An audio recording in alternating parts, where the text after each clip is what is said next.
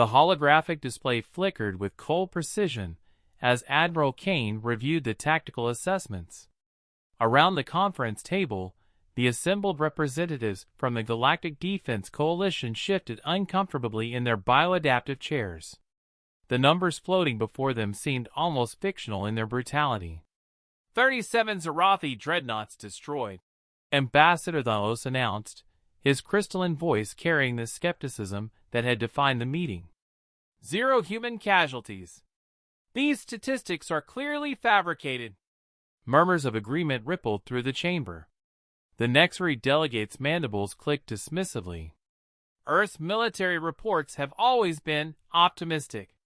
But this level of exaggeration insults our intelligence. Admiral Kane remained silent, watching the woman seated at the far end of the table. Commander Elena Vasquez hadn't spoken since entering the room, her augmented neural interface casting subtle blue patterns across her temple. At 28, she was the youngest person ever invited to a coalition strategic council, and her presence had already sparked controversy among the elder species. Perhaps, suggested the Theran ambassador, his gills fluttering with amusement, we should discuss more realistic scenarios. The Zarathi hegemony's latest expansion has been methodical and overwhelming. Their biomechanical fusion technology makes their ships nearly indestructible. The tactical display shifted, showing the enemy fleet movements that had consumed 3-star systems in as many months. The Zarathi ships moved like predators through space, their organic hulls regenerating from weapons fire, their symbiotic AI systems adapting to every defensive strategy the Coalition deployed. The human proposal suggests using outdated kinetic weaponry, continued the Theran, against opponents who can literally heal from plasma bombardment. Such primitive tactics would be suicide. Commander Vasquez finally raised her head. Her eyes, enhanced with combat-grade neural processors, fixed on the statistical readout with an expression that made several delegates uncomfortable. Admiral, she said quietly, permission to clarify the tactical assessment. Kane nodded. Proceed, Commander. Vasquez stood, her movement fluid despite the gravity dampeners that kept the multi-species assembly comfortable. The Nexus system engagement occurred 18 months ago. Single human vessel, destroyer class. Standard kinetic payload, enhanced targeting solutions. She gestured, and the hologram zoomed to specific coordinates. The enemy formation consisted of 37 capital ships, each measuring 4 kilometers in length, biomechanical hybrid construction with adaptive armor plating. The Zarathi ships appeared in the display, their grotesque beauty evident even in tactical representation. Organic curves merged with mechanical precision, creating vessels that seemed more grown than built. The engagement lasted 14 minutes, Vasquez continued. Primary strategy involved exploiting the temporal lag in biomechanical neural networks during rapid acceleration phases.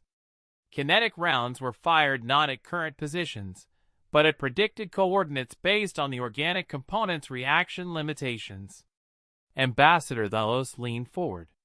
You speak as if you were present at this alleged engagement. Something shifted in Vasquez's expression.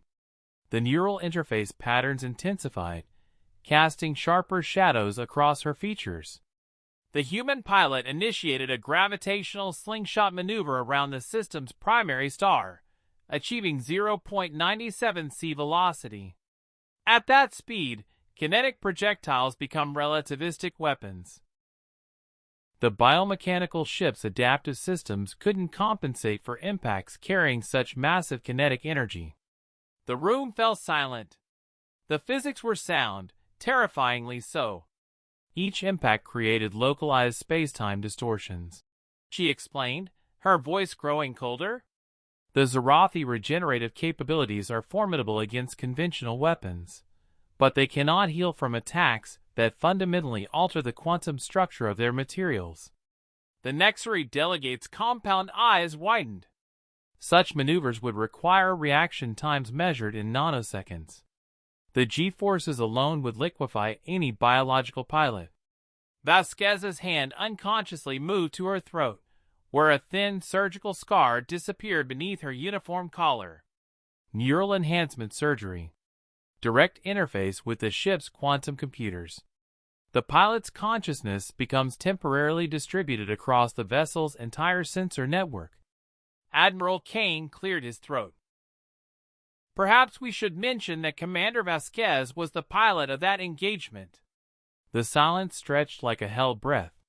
She was 17 years old, he added. The delegate stared at the young woman who had calmly described genocide as a tactical exercise. In the harsh light of the tactical display, Elena Vasquez looked exactly like what she was, a weapon forged by humanity's desperate need to survive in a galaxy that had already written their obituary. The kill ratios, she said softly, are accurate.